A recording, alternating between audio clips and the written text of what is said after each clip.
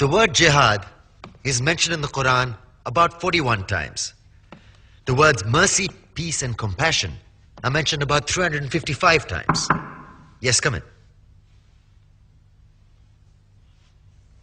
Come on in, Riaz. Sit down, please.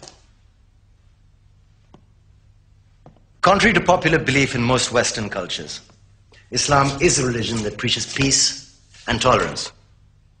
Yes, Patricia.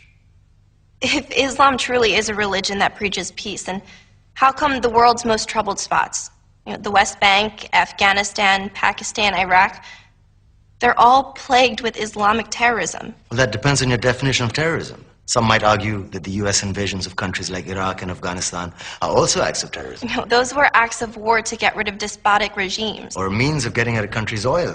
Conspiracy theories. Well, May I? Yes, please. Go ahead, Riaz. Mr. Khan is right. I mean, if we're talking about terrorists, the world's biggest terrorists are the white superpowers. Come on now. No, really, stop and think about it. Explain 9/11. Okay.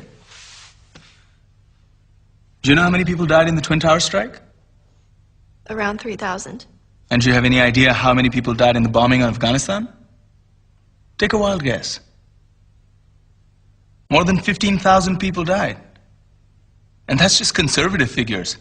About 50,000 tons of explosives were dropped on innocent civilians.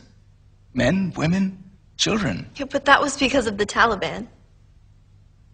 Now that you brought it up, did you know that the Taliban was a creation of the CIA to fight the Russians? Whatever. They were still harboring terrorists. Yeah, right. Terrorists that were never found.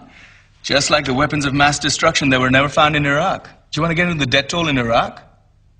500,000 civilians and counting. And what do Britain and America say when they don't find these weapons? It's simple. They just say sorry. And still refuse to relinquish control of these countries. What are you trying to say? What I'm trying to say is that just because you're American, wear a fancy suit, and call yourself the president, doesn't make you any less of a terrorist.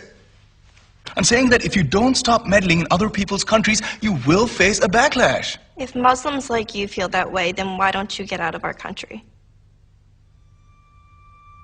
We will. As soon as you promise to leave ours.